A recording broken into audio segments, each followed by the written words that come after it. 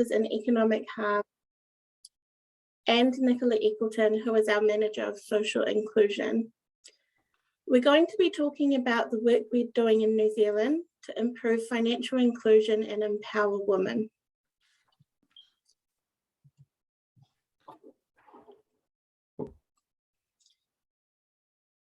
Women's empowerment is the process of increasing women's ability to have power and control over their own lives and an equal chance of achieving success.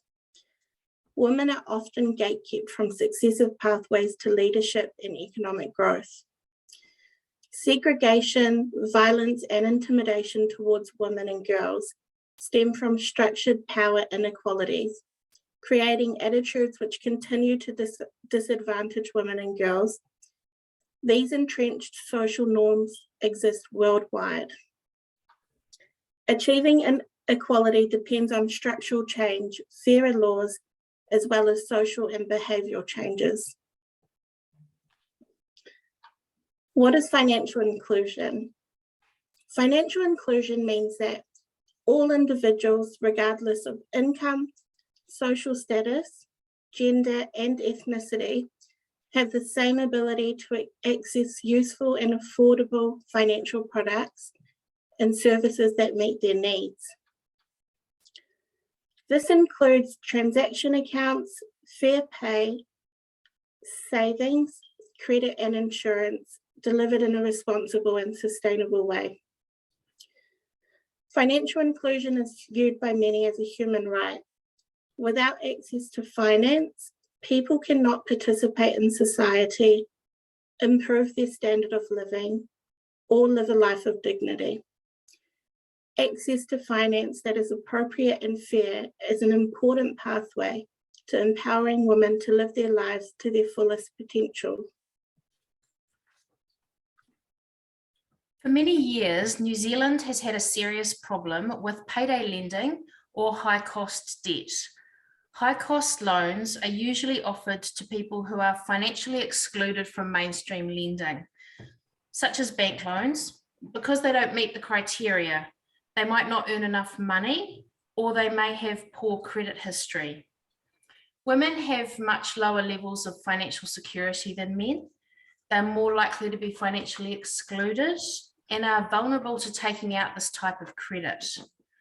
Small loans with very high interest and high fees are available on every street corner in the poorest parts of town, and until recently were able to charge 300% or 400% interest per annum.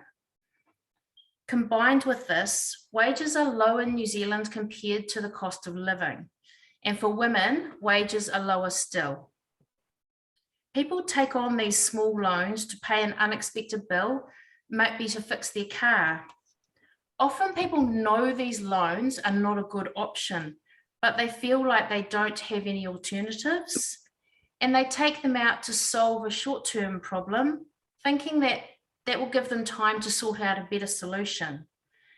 Instead, what happens is these small loans become the start of significant cycles of debt as people start to miss payments and interest and penalties pile on. We regularly see people with debt higher than the median annual income in New Zealand. This debt problem affects household budgets and means that families are living in poverty and becoming homeless. Children suffer from poverty-related diseases, and poverty is the most significant cause of death among children in New Zealand.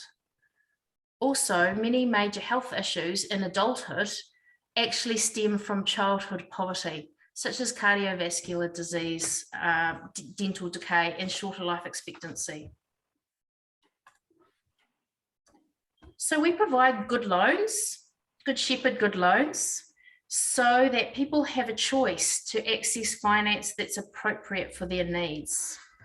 Good loans are fair and affordable, and they're a way for people to access essential items so they don't have to go without the things they need or borrow from one of those high-cost lenders. Loans have no or very low interest and no additional fees or penalties. Most of these loans are used to buy second-hand cars. Cars are a necessity in many parts of New Zealand. People often need a vehicle to get to work, especially if work is on the other side of town or if their shifts start or finish outside of public transport hours. Cars also obviously help people get to church, to community activities, to medical appointments, and to transport their children.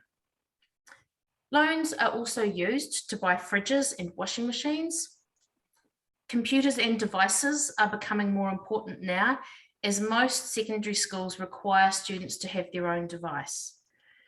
And here in New Zealand, while we have extensive free healthcare, for adults, dental care is not included. We provide many loans for people to access dental care. As well as having access to credit to buy the things they need, the loan process is designed to empower people to take control of their finances, better understand their own financial situation and the financial options that are available to them. The process improves people's understanding of credit and improves their financial capability. Meet Maria. Maria was on a limited income, and in New Zealand, dental care can be very expensive. She'd always had trouble with her teeth, but was never able to afford good dental care. Maria struggled with many things she could not eat, and she was so ashamed of her teeth she didn't smile and had lost lots of confidence. When you can't eat what you like, everything is bleak and dark, she said. Maria had been looking for a small loan to help with her dental bill. She knew she didn't want to get a high-cost loan from one of the predatory lenders, but she didn't meet the criteria for the more mainstream lenders. I tried all my possibilities, but they all wanted guarantees, asking if I owned my home or business, Maria said. Maria was able to get one of our good loans with very low interest and no fees to pay for the bill for fixing her teeth, while leaving enough money left over to ensure that she also had money to fix her car. I'm now very happy, she shared. You changed my life, Maria told us.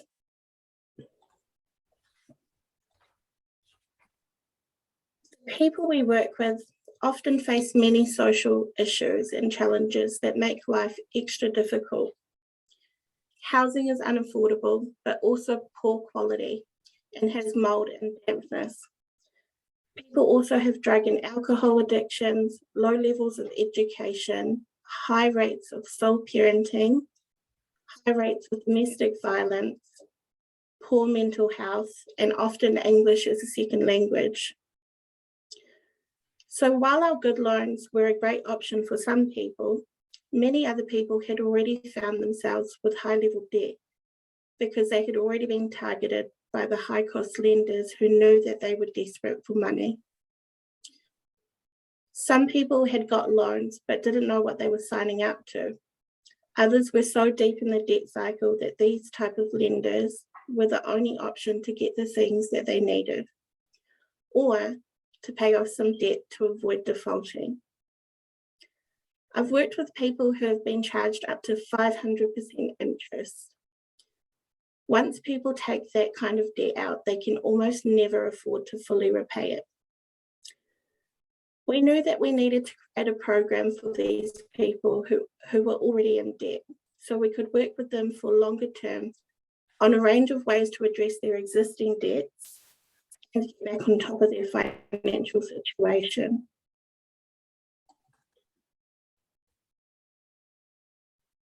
In the Debt Solve program, we often meet single mothers receiving welfare. They will often live in cold, damp state homes.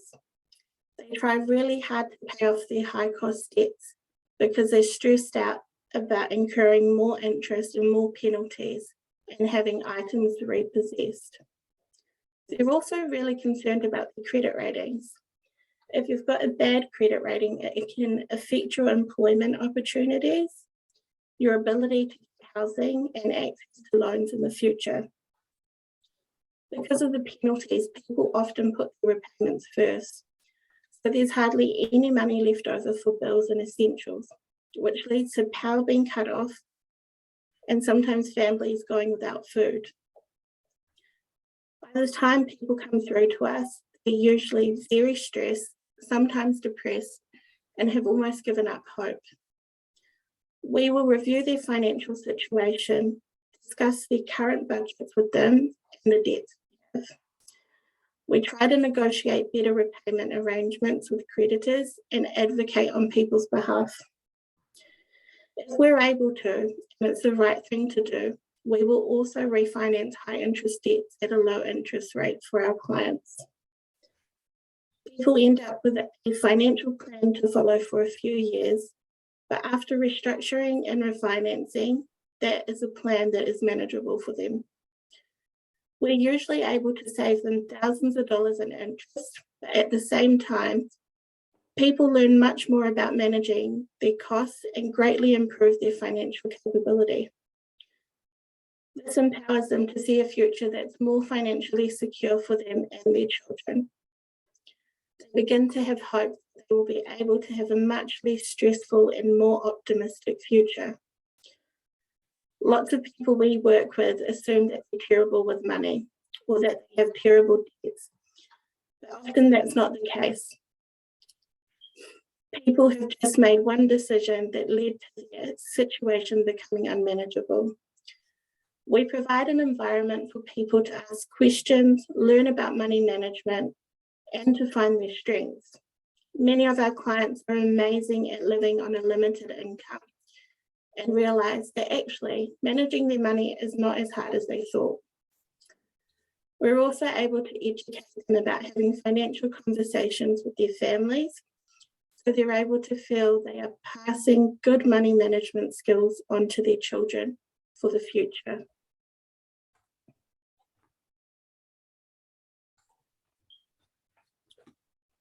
Meet Lisa. Lisa had been employed since she left school and was very good at paying her debts on time. About a year before Lisa reached out to the Debt Solve program, she had experienced a very traumatizing event in her life. Since the event took place, Lisa was crippled with anxiety and depression. She could barely go into the supermarket and do her own groceries, let alone talk to strangers. She had no immediate family and quite a lot of social anxiety, so she lost contact with the few friends that she did have. She felt alone, scared, and stressed. Because of her mental health, she lost her job. This made things even more stressful for her. Now she also had the stress of her debts piling up with penalties and interest accruing. She bravely reached out to us on a day where she had that little bit more courage to see if we might be able to help her. We worked with her on a budget and with her creditors to arrange payments that would be more manageable for her. A few months down the track, Lisa sent us a message to say how much Debt Solve empowered her to take control of her life again, that she was now able to focus on her mental health without worrying about her finances, and actually felt comfortable calling her lenders whenever she was having trouble paying them now. Another area of financial well-being that we work in is economic harm. Economic harm is behaviour towards a person that controls, restricts, or removes their access to money, economic resources, or participation in financial decisions. It is recognised as a form of family violence in New Zealand. While it's a form of abuse in its own right, it's also common in physically violent relationships. International research finds that more than 90% of those who experience intimate partner violence also experience economic harm. New Zealand has the highest reported rates of family violence in the OECD, and police are called to a family violence incident in New Zealand every 4 minutes. Half of New Zealand women experience some form of family violence during their lifetime, either physical, sexual, psychological, or economic. The impact of economic harm includes financial hardship, unmanageable debt, poverty, and homelessness. People also lose their confidence and believe they are useless and unable to manage their money. Lots of women that we work with here in New Zealand tell us they can't afford to leave a physically violent relationship. The economic harm means that they feel they don't have any option but to stay.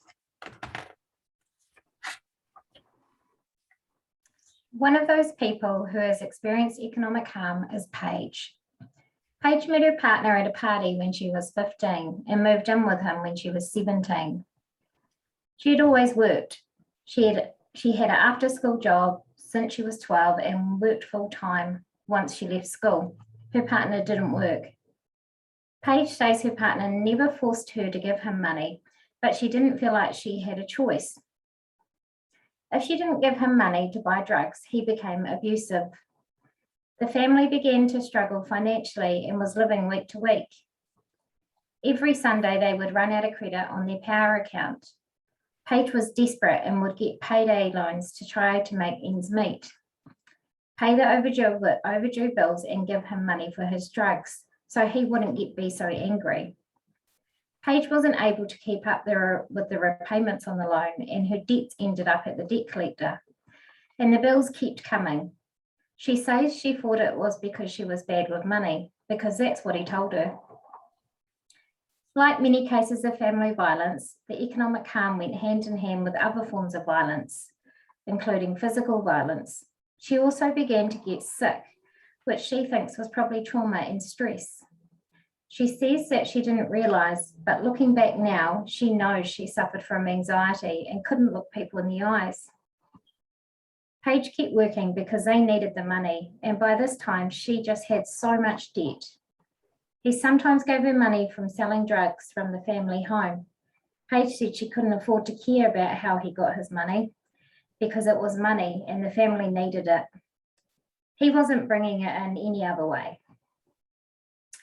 By the time he left, Paige was more than $30,000 in debt and behind in the rent, which gave her enormous anxiety. Paige couldn't see a way out. Paige said that while she knew she made the right decision and was happy to be out of the relationship, her financial situation was overwhelming. It didn't matter how much she tried, she couldn't get on top of the debt. She began to give up and became bad with money because she had no hope. Stories like Paige's are common, but because the economic harm has not been well understood in New Zealand, there was no support available for Paige that took into account the impact of the family violence on her financial situation. We wanted to address this gap in services to address economic harm and support people like Paige.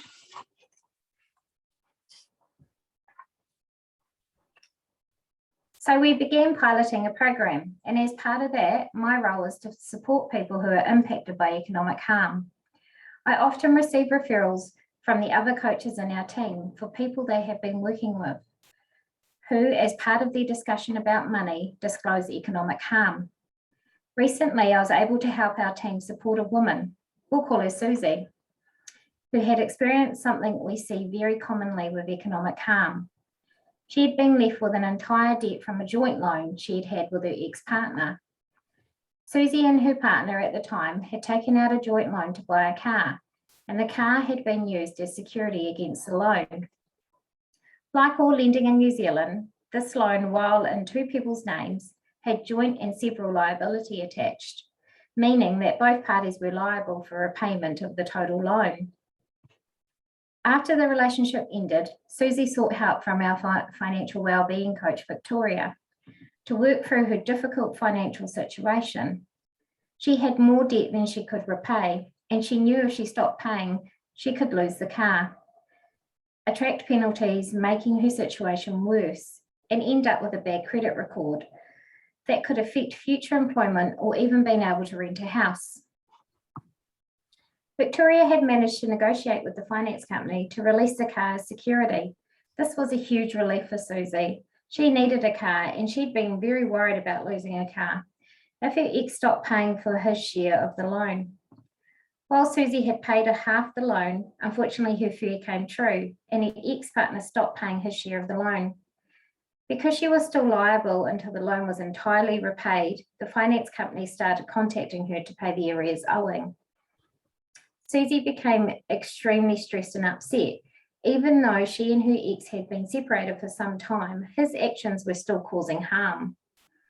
After talking to Susie and hearing how desperate she was to end this issue and move forward, we started to work on a plan. We contacted the finance company and explained what economic harm was and asked them to forgive the debt. We were all surprised but happy when they replied saying that they would wipe the amount owing as part of their hardship policy. Susie was ecstatic and couldn't stop crying when I rang to tell her. She felt like a huge weight had been lifted off her shoulders. She was finally experiencing something positive and believed life could get better. She also felt empowered because she had learned about different ways to manage her financial situation for the future. A large part of my role involves educating and supporting people to better understand what economic harm is and the ongoing impacts it can have. These are some of her comments I'd like to share. It was a struggle. It took a lot of time and effort, and my mental health suffered throughout it all. Knowing that I can finally move on and not have my car repossessed is a big relief. After speaking to Vanessa about economic harm and then looking back at my relationship, I realised all the loans we took out were because he wanted them. He was constantly spending all our money. He was the reason for all the loans.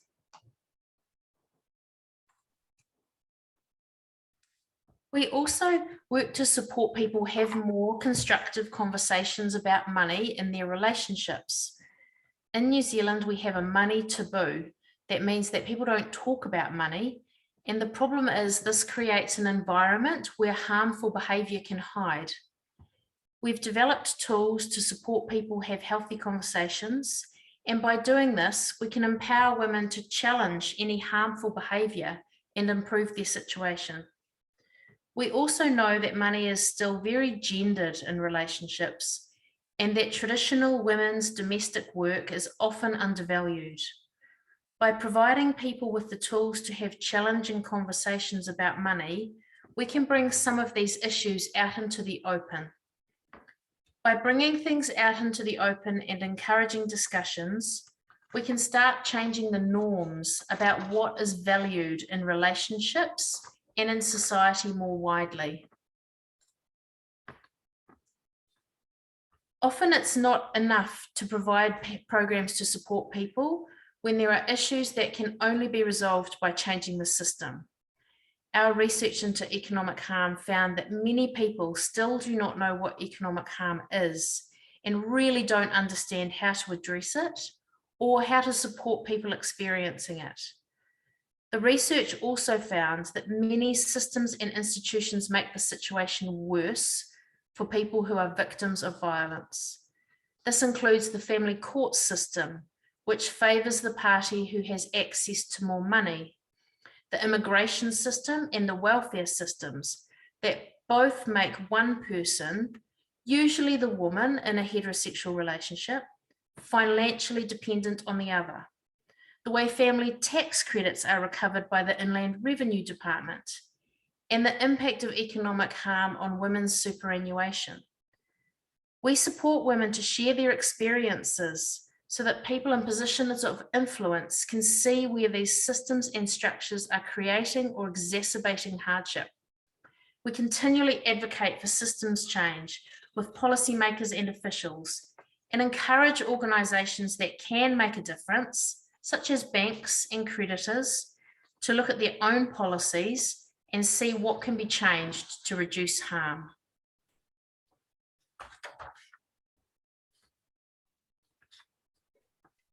Services we offer are designed to promote financial inclusion by providing fair and affordable microfinance for people to buy what they need, and also to help women empower themselves through the process by learning more about credit and financial capability so they have the skills and confidence to build their own financial futures.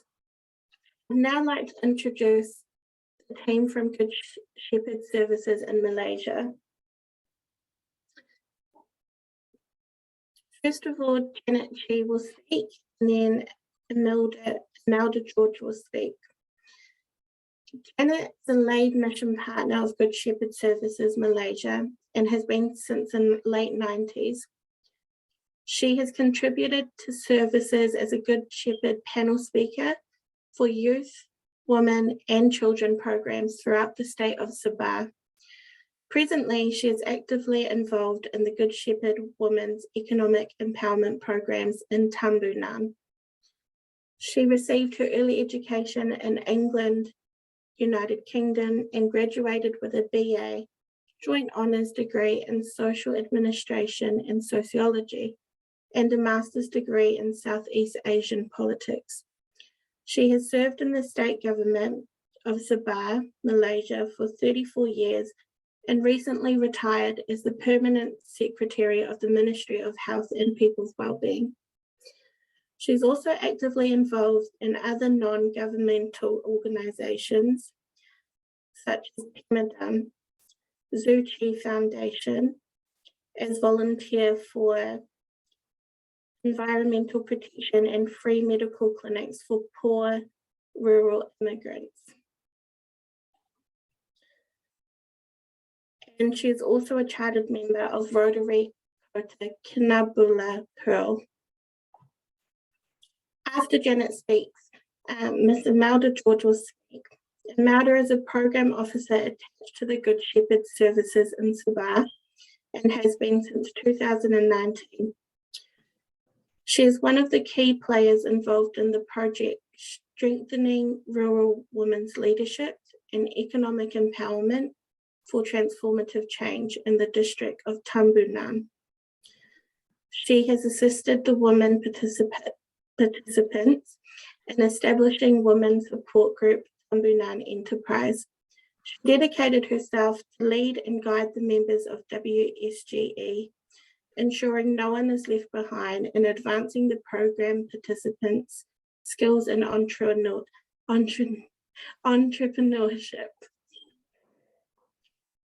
I'll pass it over to you now, Janet.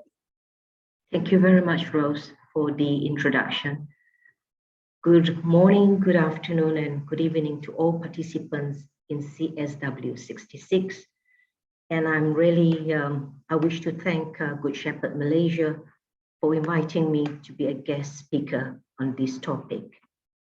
Our paper for Malaysia will be divided into two. The first part from myself, and the second one would be from Imelda, which talks about the Good Shepherd Initiative and the women empowerment in Tambunan. My presentation will be based on financial inclusion and women empowerment in Malaysia, will provide an insight to all the current development in Malaysia with the latest updates, statistics, data, and studies that are released between 2019 to 2022. I hope with the information that I would share would give us a better understanding to why the call for action by the Good Shepherd Malaysia to initiate a program of women empowerment in Tambunan, Sabah.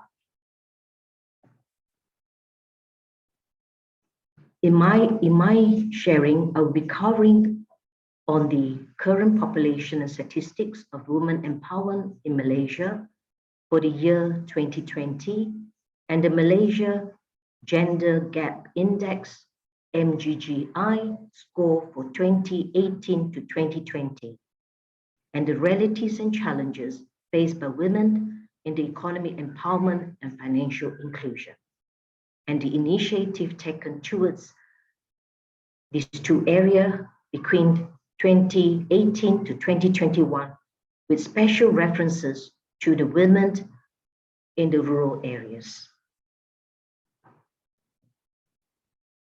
We know that from the population statistics that I'm going to share, that women constitutes half of the population in Malaysia, and the development and the role in the development in the rural community and national economy is very crucial.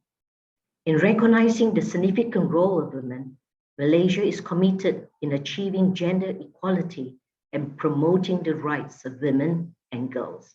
However, the challenge is to translate this vision in practice. With the ongoing pandemic, COVID-19 pandemic, it has amplified the financial and economic inequalities faced by women in Malaysia in all forms of lockdowns such as movement control, employment restriction led to the loss of employment, loss of income and business. The well-being of women deteriorated under the pressure of lockdowns, led to an increase of mental health issues and may even subjected to domestic violence. I'd like to share here concerning the population in Malaysia. For the statistic released for 2021, we have 32.7 million at a growth of 0.2 annual growth rate. The ratio of sex ratio is 106 males per 100 females. We saw for statistics for the year 2020 and the year 2021 for male is 16.8 million and the same for 2021. For female, it's an increase. There's an increase from 15.8 million to 15.9 million.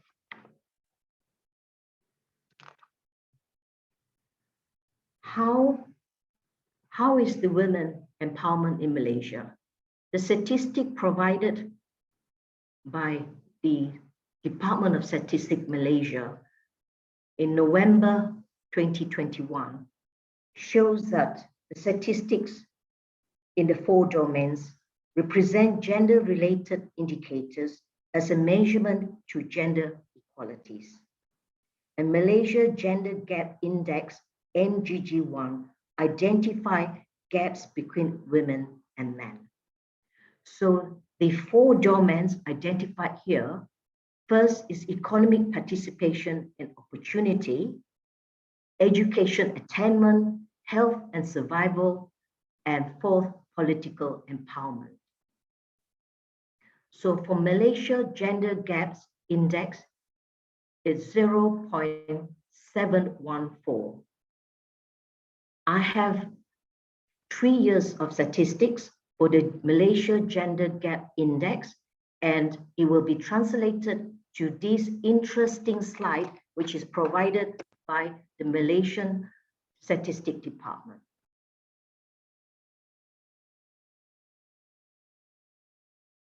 When you look at these statistics, and it's translated into this slide for the 3 years, and it's of different color, 2018, 2019, 2020. If you look at it, it's hardly shift. It looks at one glance, it looks like a folded napkin or a half-side kite. Clearly, it shows an imbalance index between women and men in the political representation.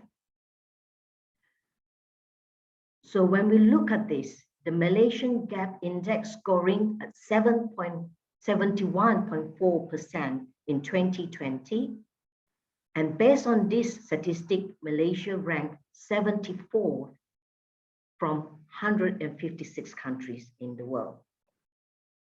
As I've mentioned, as we have seen the population statistics, although half of the population are women, we are underrepresented in the highest level of policy and decision making. It is our hope that in the coming general election, we will see more women representation at the top key positions of the political arena. I like to share in this slide some findings released in 2019 by World Bank Malaysia on women economic empowerment. Following the studies, it says that Malaysia has moved towards improving economic opportunities for women, particularly in the increase of allocation of USD $7 million for childcare in the 2020 budget. And also there is a revised Employment Act. They have revised the Employment Act to include maternity leave from 60 days to 90 days. And the man, we have not forgotten the man, they are given paternity leave, 3 days leave for fathers, which is restricted to 5 confinement times. 5 confinement times, that is 5 times. If they have 5 children, and if they have more than 6, then the 6th time they have to apply for the annual leave. And the other one is they have introduced a Sexual Harassment Act to improve and support in line with the international legal norms. And this bill 2020 has been tabled in February 2022, and it is still under amendments and review. How about the female labor force participation rate in Malaysia? It is stated here 55.6%, which is above the world average of 47%, but below the 60% observed in developed countries. Now, the critical factors of contributing the existing gap is the burden of household and care responsibilities for the young and elderly that the women continue to shoulder. Flexible working arrangements were also introduced for both the public and private sector to improve the female labor force participation rate in Malaysia. How is the women doing in the economic business sector? Access to financial services, for example, account ownership and access to credit.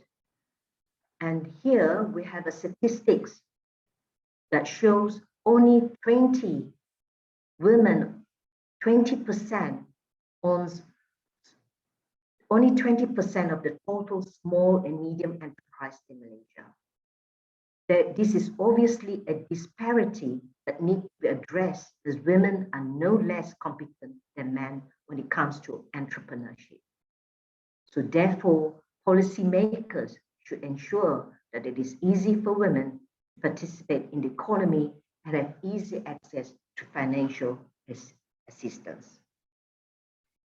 And I'd like to share a glimpse on the disadvantaged rural women population in Malaysia, because we are going in to bring in the Good Shepherd initiative.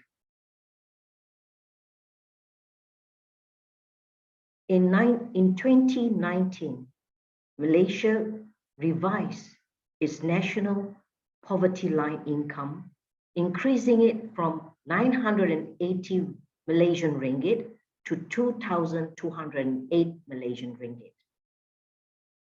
And in 2020, the East Malaysian state of Sabah has the highest poverty rate in Malaysia, with 25.3% of its population living below poverty line.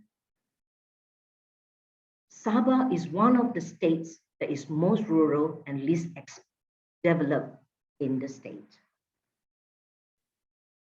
In Sabah, we have 33 indigenous groups, such as Kadazan, Dusun, Rungus, Bajau, and we have 80 spoken ethnic dialects. So welcome to the land below the wing, and here is where Good Shepherd are called for transformation.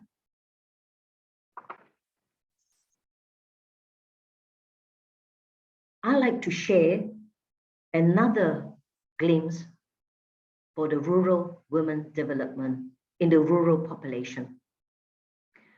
Monash University, Malaysia, in the year 2018, did a survey looking into the challenges faced by the rural population. And 1,300 individuals were asked, why would it not be feasible for you to be self-employed within the next 5 years?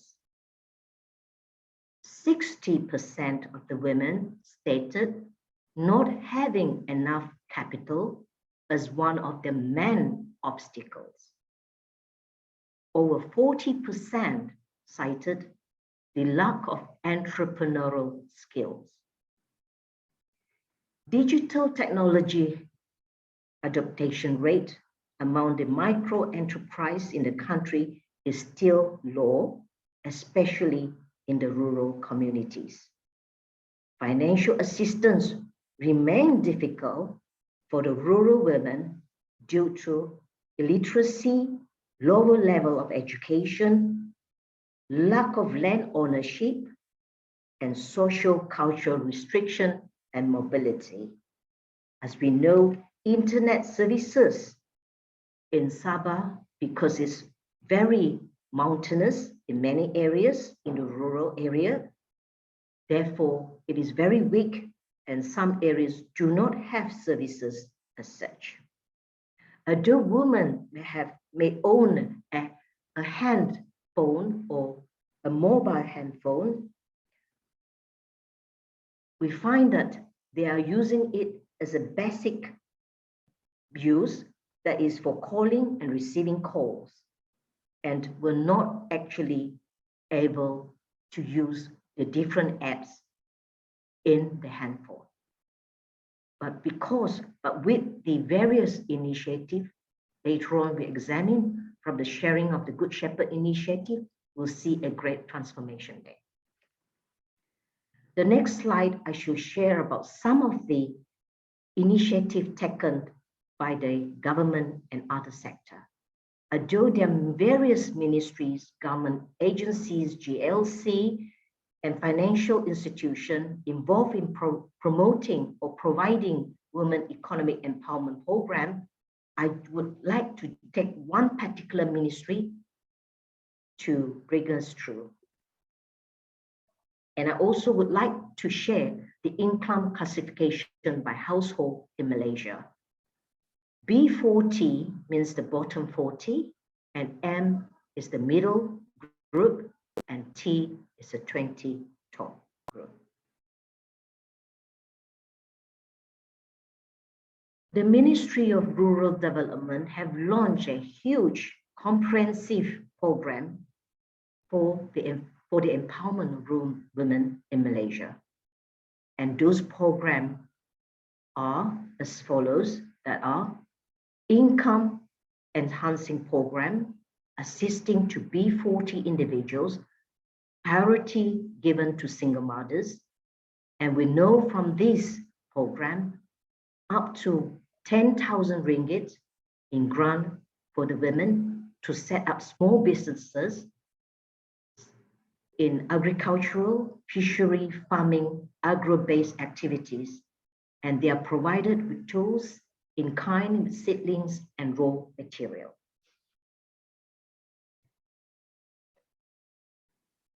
Skill training and career program as well are also given to individuals, especially in the rural areas, 15 and above. And the quick win courses, especially targeted for household, for housewives and single mothers. And they are given training in sewing, computer literacy, handicraft and grooming, and tooth kit amounting to 2,000 ringgit to start their own business. And I like to point out this rural ministry plan to increase participation of rural women in the decision-making process in the community. I have found out that there are quite a lot of appointment recently, appointment of women district officers, appointment of women community development leaders, and including women chief. And here is called Ketua Kampung. Hopefully will this appointment and also the decision making at the community level, we will see that the kite, the one that I've showed you earlier, it will be a full kite rather than a half kite or a half full napkin.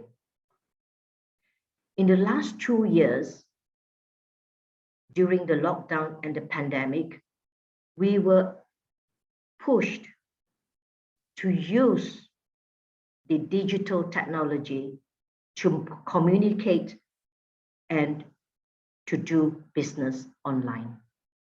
And the next slide is this initiative. We saw there is a huge amount of money available for women, which I want to share here, that you can see 50 million to encourage women entrepreneurs to venture into business, and 10 million matching grant for female entrepreneurs and self-employed women under the Social Security Organization. And the other one is the Small Medium Enterprise e-commerce campaign and shop Malaysia online with 30 million available. Collaboration with e-commerce platform to empower women entrepreneurs and moved on to online marketing. So this is interesting because we would like the women to capture this amount of money that is available for us. And also for budget 2022, huge amount, 1.8 billion for microcredit, equity alternative financing, 2.2 billion for SME easy loan, 4.2 billion, and the rest. Just a brief account of the budget of 2022 for women recovery from pandemic. 2 billion for Jamin Kerja Wages incentive to help women to return back to work, and 230 million for women entrepreneur through Dana Nita program under Tekun for greater economic participation of women entrepreneur, 46 million under Syarikat Jamin Pembiayaan Perniagaan SJPP, which is to tie over the challenges of the pandemic for guarantees and the rest. Now, the question is, women population, the rural in particular, we just wish and hope and pray that they have access to all those that I've mentioned so that they can get into the financial inclusion in this development. And when you look at this picture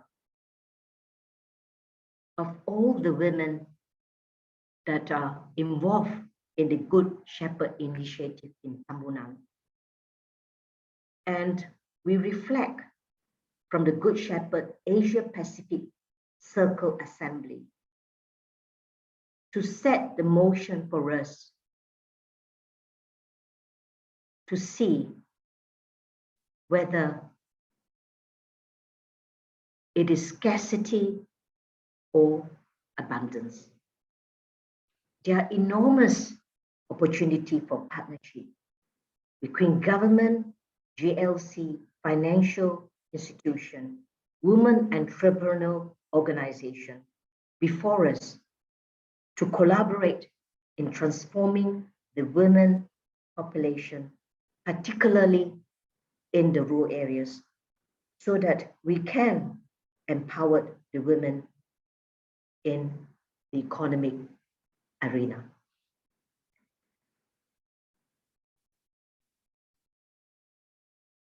And in particular, one of the sharing in the Asia Pacific Circle Assembly, it says, turning social capitals into mission capitals. And I absolutely capture my imagination. And I just hope that we will be turning the social capital into our mission capital.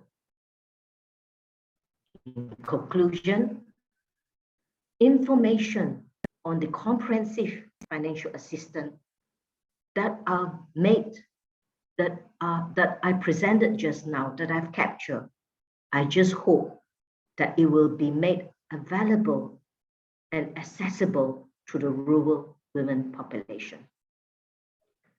Transparency and accuracy of information and data are crucial in determining the impact of financial allocation towards women economic empowerment and the financial inclusion in Malaysia. They are also called to review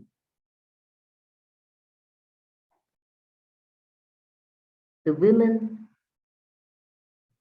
loan of repayment. It's just hope that it's not an additional burden to women. And also, we would like to call for avenues available to women in seeking information and redress. And we saw just now the sharing from the New Zealand speakers, which is very relevant in this area. The COVID-19 pandemic, however, did not deter the women in Tamunan. In fact, it has a positive impact. They were able to use technology, digital technology. They were able to have meetings through Zoom. They were able to have virtual training, and they were able to participate in all the programs that were initiated by the Good Shepherd in Tamunan via Zooming. They were not left out during these 2 years. And also they learned how to use e-payment using their apps. Before that, they were not able to use the handphone, the apps in the handphone, but now they know how to use e-payment, e-commerce, and online marketing. Therefore, last but not least, financial inclusion is one of the key enablers of women economic empowerment and a key factor to their financial independence. Thank you very much, everyone, for listening to me. And now over to Imelda George to share the successful stories of Good Shepherd Women Economic Empowerment in Tamunan. Thank you very much.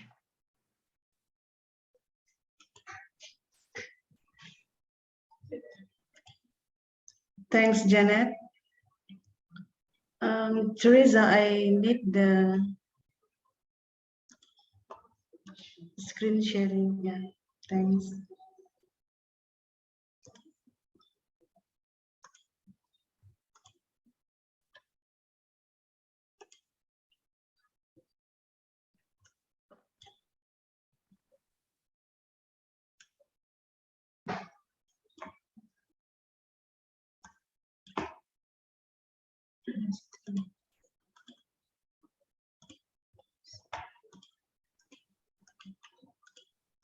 Oops. Let me start again.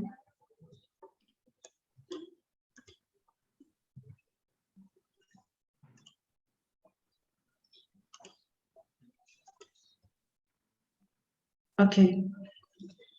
I will now share an overview of one of our women economic projects located in Sabah, East Malaysia. This ginger-based livelihood project provides a collective platform for women to contribute to their economic well-being, as well as to sustain their advocacy against sexual and gender-based violence, or SGBV.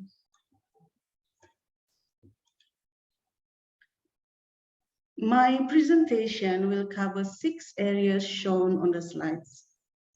And I have also included a short video from 2 of the project participants.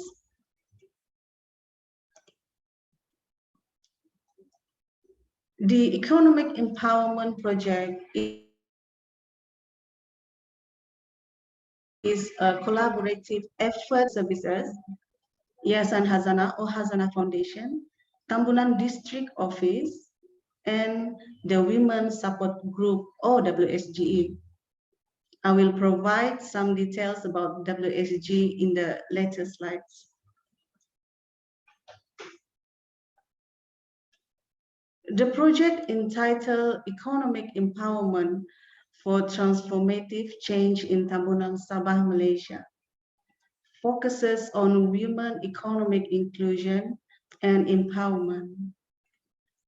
The project duration is 24 months, starting from May 2020 to April 2022. As you will notice, we are currently at the end stage of the project.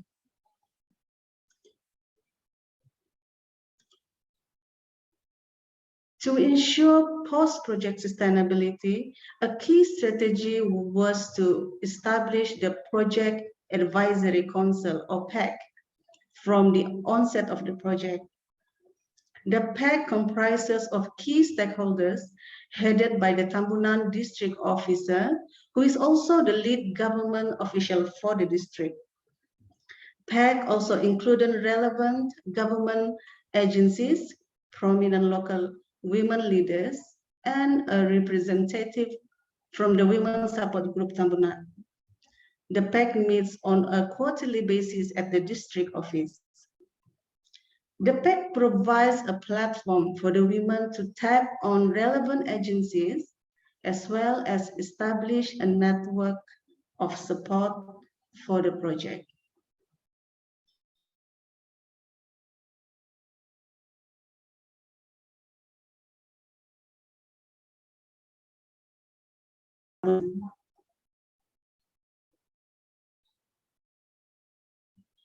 Okay.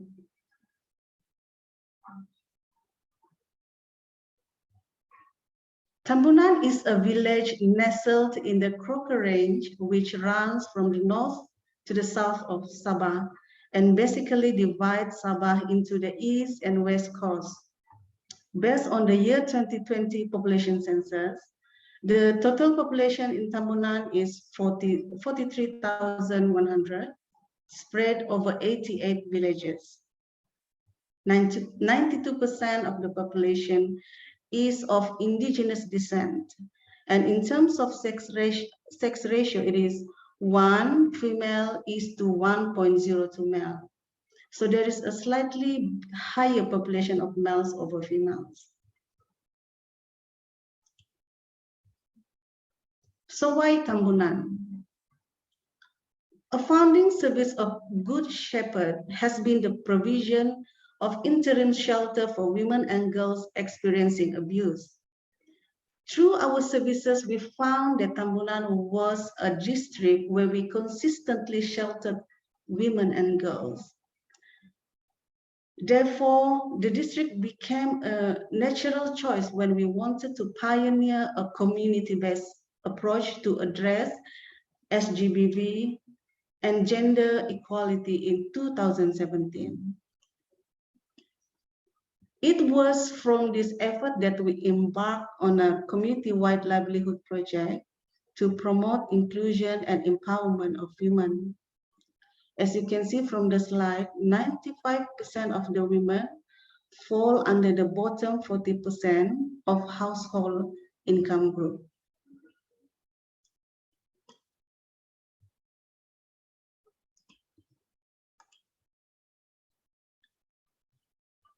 The element of sustainability is a key aspect of our project development. From our community-based experiences, economic inclusion and empowerment is central to sustainability. Hence, to strengthen our advocacy against SGBV, Everything Tambunan was weaved in to create a sustainable livelihood enterprise. The project piloted with 11 women. Everything Tambunan was chosen as a brand name to reflect the inclusivity and potential for expansion to capture a range of products that reflects the skills and talents of women in Tambunan. So these are the two products developed during the pilot phase in 2019. As you can see, every product label carries an advocacy message as part of our collective effort to increase awareness and call for action.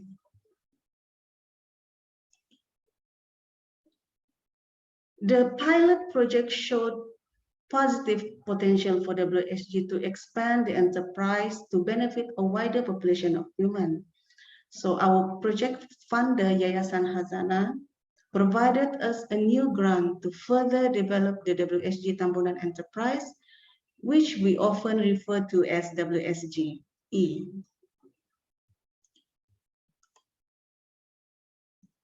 Briefly, the two-year project would develop a commercially viable business entity that can strengthen entrepreneurial leadership among rural women, and importantly, reduce poverty and promote gender equality and their well-being.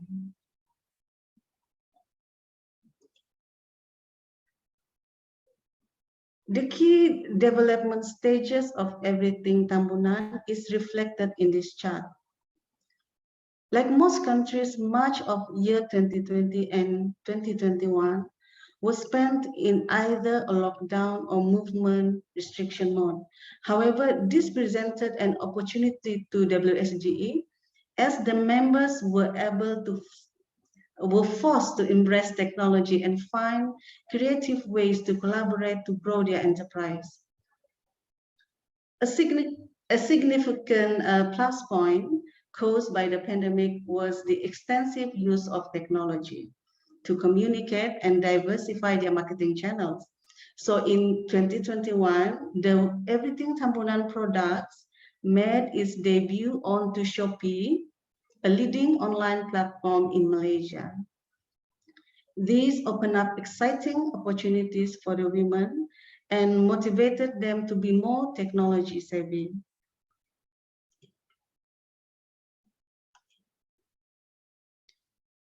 In terms of membership, WSGE has grown from the initial 11 members to 47 in 2020 and 71 women in year 2021. WSGE is headed by a committee of 8 women elected by the members. And the election of the committee is conducted on a biannual basis, and all members are required to participate in the voting process. For the administration of the committee, members are assigned specific portfolios that include production, purchasing, product development, and marketing. And an annual strategic plan is also developed, and bi-monthly meetings are held to review and discuss activities.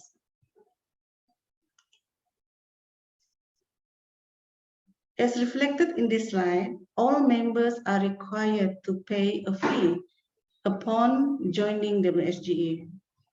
The fees are for a one-time membership fee, which is non-refundable, at a share capital of 1 share, priced at 30 Malaysian ringgit, which is equivalent to US $7.50. Members are allowed to pay these fees in installments, depending on their financial situation.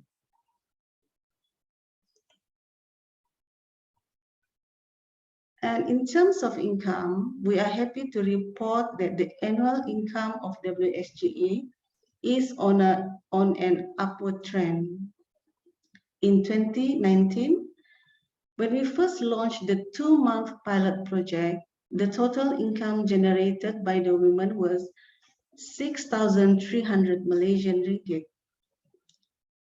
Each of the women participants were able to generate an additional income of about 286 Malaysian ringgit or $72 per month for their household. Despite the pandemic, the income of the women in 2020 increased substantially to 54,500 Malaysian ringgit. The annual payment for the women amounted to 950 Malaysian ringgit or $238, and about 10,000 Malaysian ringgit or $2,500 was kept aside as development funds. And in year 2021, although the women recorded an increase in annual income, the women's income fell to Malaysian ringgit 850 or $213. This was partly due to the increase in membership and the decision by the members to keep 15% as retained profits.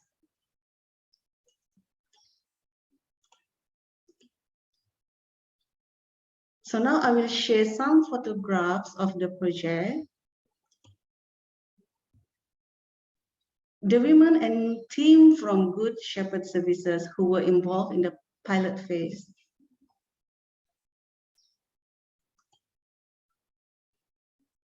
All members of WSGE are required to undergo capacity building sessions comprising of 6 modules on entrepreneurship and 2 sessions on digital economies. And financial literacy modules that include basic accounting and bookkeeping were also conducted for the committee members.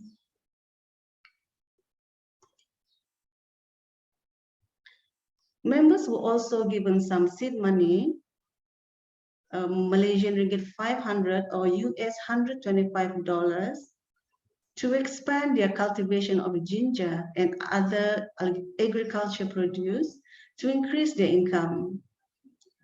However, they are required to contribute back 200 Malaysian ringgit or $50 from their sale of produce to a revolving fund which is aimed at benefiting other women.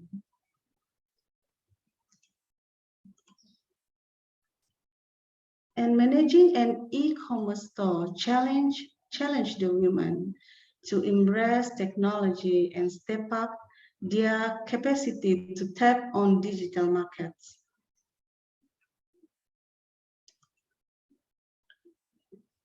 So this is the logo of WSGE, and it is actually designed by one of the women in a closed competition.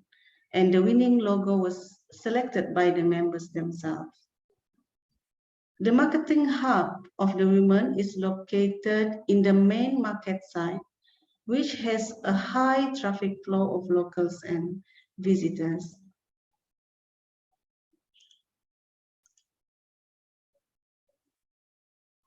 The range of products for everything Tambunan has expanded from the initial ginger powder and ginger flakes to include ginger tea, ginger candy sweets, ginger biscuits, and a variety of condiments such as wild ginger floss, which tastes yummy in soup, noodles, or just plain hot steaming rice.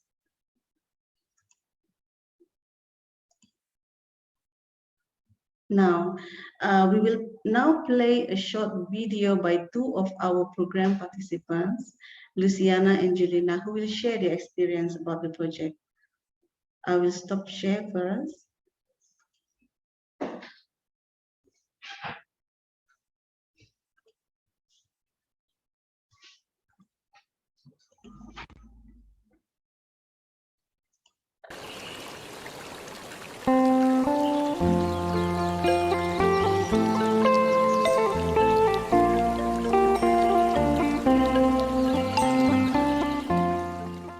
WSGI, saya terlibat secara langsung di dalam bidang pertanian, pemrosesan, dan juga perniagaan lah, di mana kami diberikan modal melalui proyek ganda dana.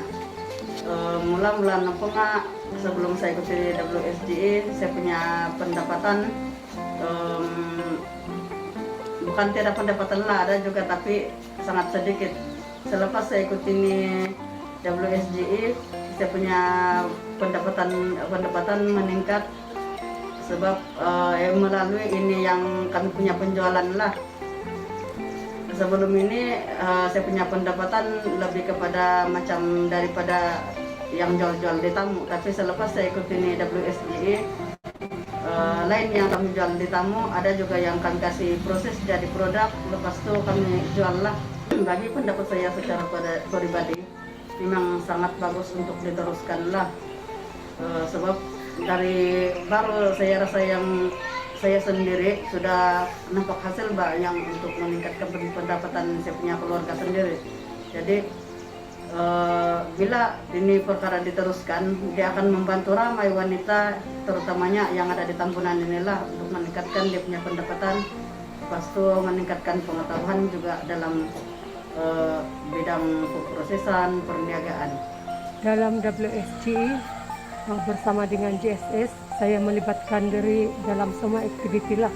Jadi dalam masa yang saya ikut semasukan, saya rasa boleh membantu menambah pendapatan di dalam keluarga saya, terutama sekali proyek ganda dana yang selama ini memang saya seorang yang bertani, tetapi tidak kompeten, tidak memberi perhatian yang penuh lah. Macam itu yang pertama sekali menanam-nanam.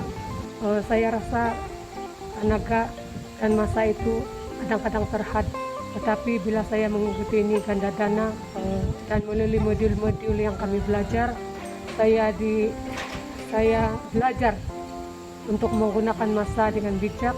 Setelah saya mengikuti semua aktiviti ini, yang paling ketara di dalam kehidupan keluarga saya adalah dari segi pendapatan lah. Salah satu nepengah macam memberi keyakinan diri, semangat diri, di mana saya harus ataupun saya mesti melakukan kerja-kerja itu dengan ada komitmen. Selain daripada yang ganda dana itu kan ada sampingan-sampingan begitu yang kami jual, pendapatan lain lah maksud saya. Jadi saya macam terajar macam mana mengambil kesempatan mencari pendapatan melalui yang kami belajar di dalam WSG ataupun JSS, dan saya menggunakan segala kemirahan yang diberilah dengan sebaik-baiknya. Kesan daripada pembelajaran itu memang terasa sudahlah bahwa sesuatu kerja itu kalau kita laksanakan ataupun kita buat dengan ada komitmen, dengan ada kesungguhan, supaya sehingga memberi hasil lah, memberi pendapatan kepada keluarga.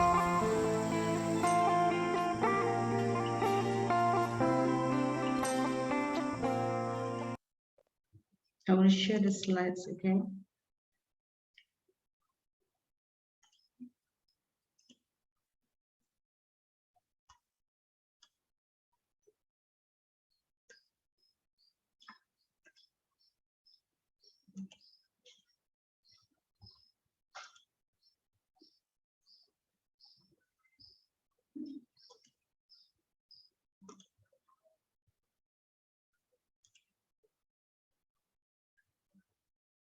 So this is the summary of our project outputs in Tambunan, and one functioning project advisory council, which will continue to provide input and support to WSGE, and 71 women participants.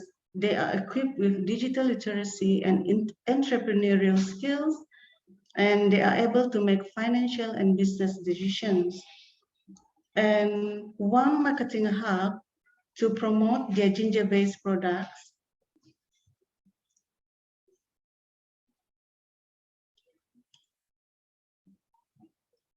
And one e-store on an online marketing platform to promote everything Tambunan products. And 12 of the women participants have been trained as co-facilitators to help train other women. And there is 20% increase in annual income for WSGE. WSGE is expected to record an increase of 22% in annual income when the project ends in April 2022.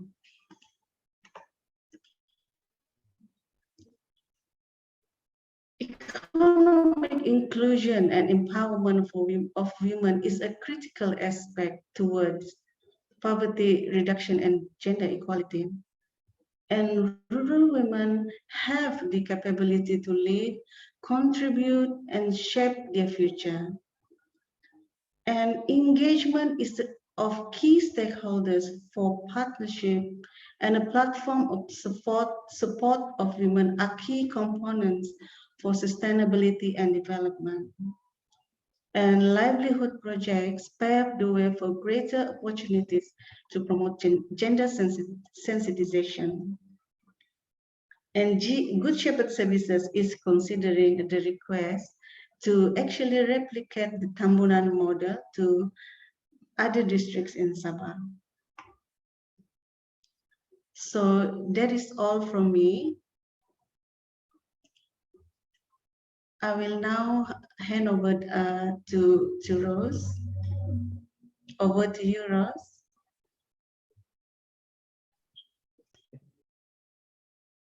Hi, everyone.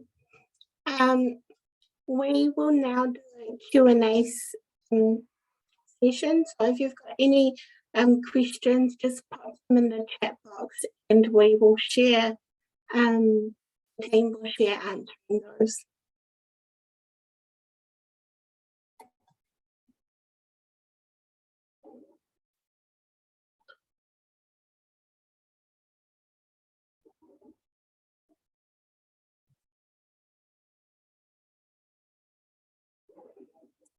I might pass that question over to Nicola to answer. Oh, that's a good question, Teresa. So we have a partner with a bank, the Bank of New Zealand. They provide the capital for our loans, and the New Zealand government provides operating costs. So the loans themselves are not commercial, there's no profit. So the government pays us to have the workers out in the communities, and the bank provides the capital.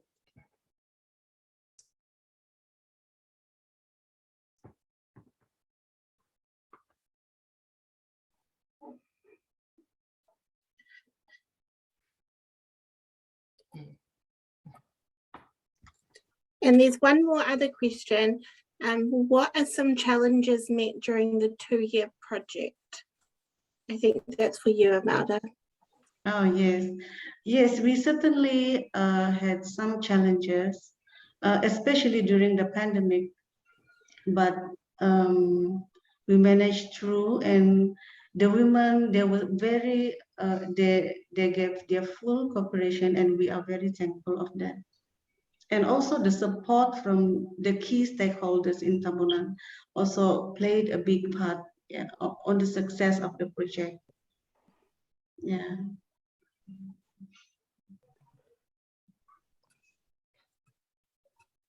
Are there any other questions? Rose, there was an earlier question on whether there were any unsuccessful stories, and this is for Good Shepherd New Zealand.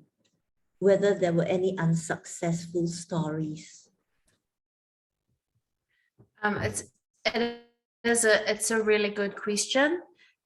Yes, there are definite barriers.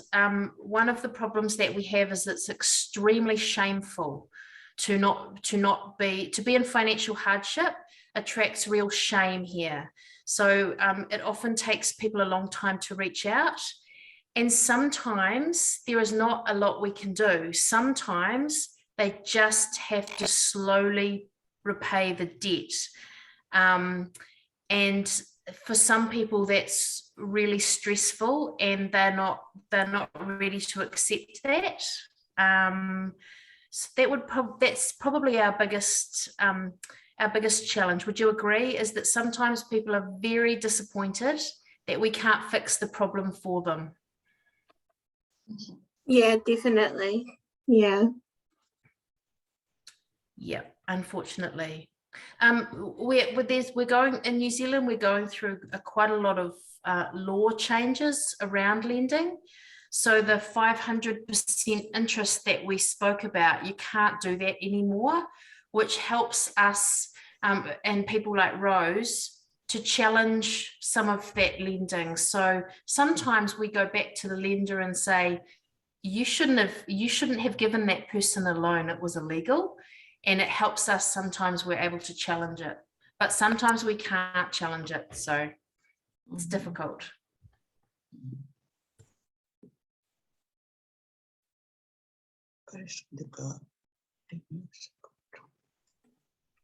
I think there's another question here for Janet in the chat box. There seems to be a lot of financial allocation for women empowerment in Malaysia. How do we effectively tap into them?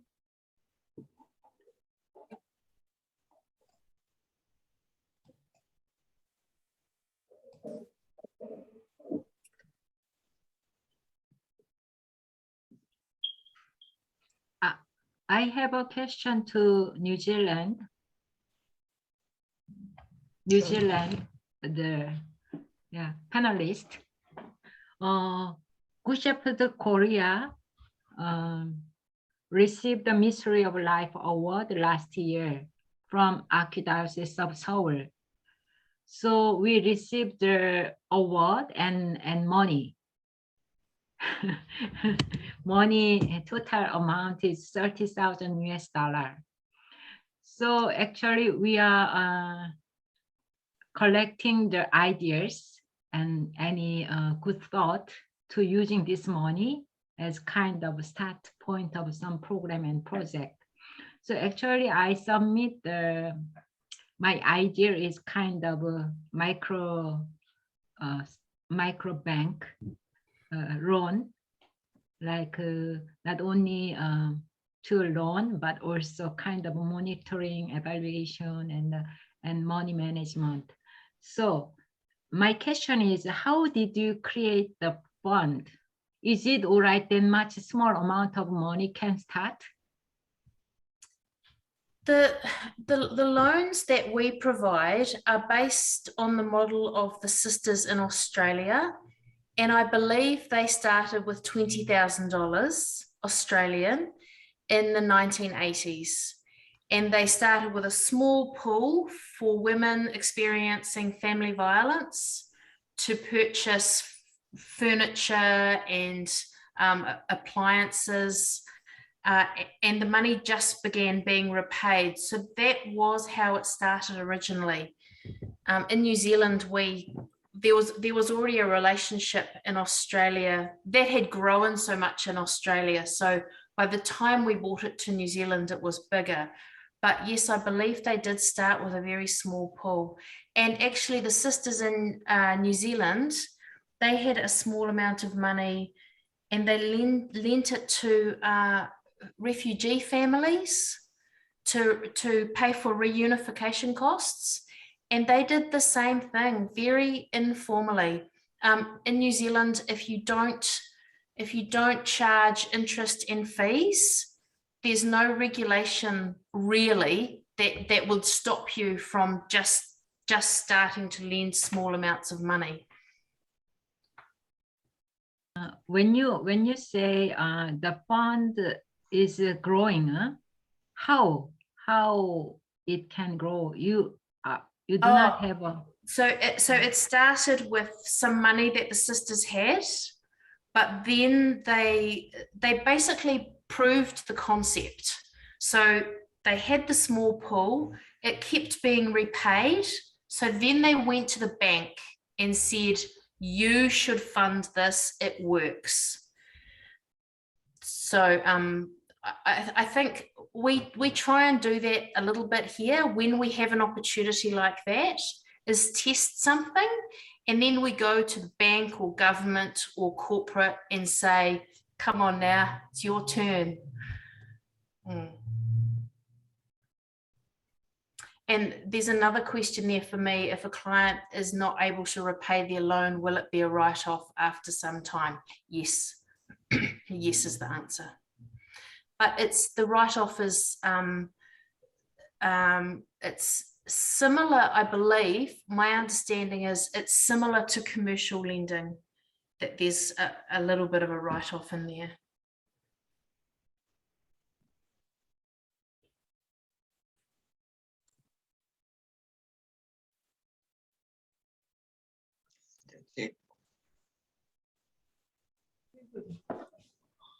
I think there are some questions for Janet in the chat box.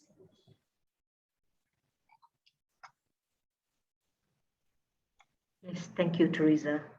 I think I'd like to give a little bit of information, in particular in relation to how to tap if the amount of funding that is available, especially from the government sector.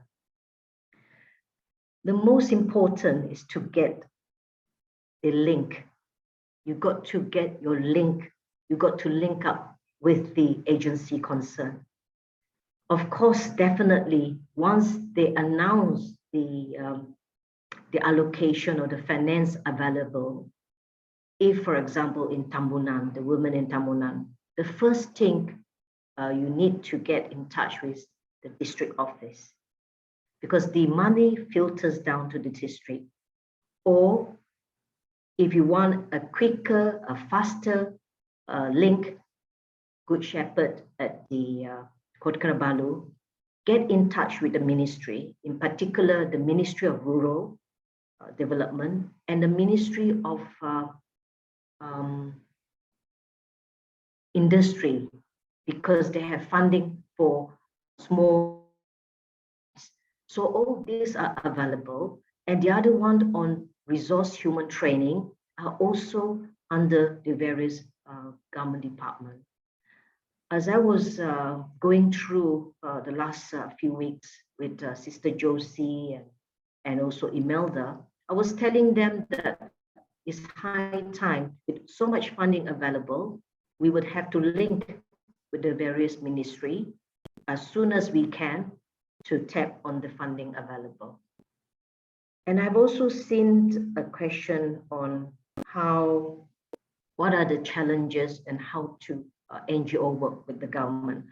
First of all, you've got any NGO, so-called NGO, if you call yourself a non-governmental organization, you've got to get yourself registered under the ROS. And your priorities must be in line with the fundings that are being mentioned just now. It must be appropriate, your planning, your strategy, your budgeting, everything, all the details must be listed down before you actually get it, before you're able to get the funding. Yeah.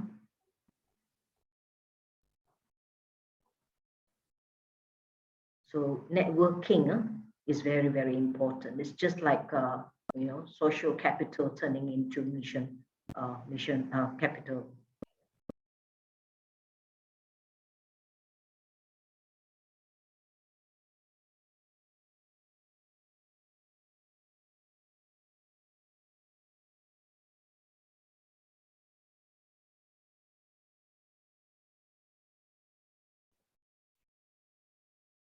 Over to you, Rose.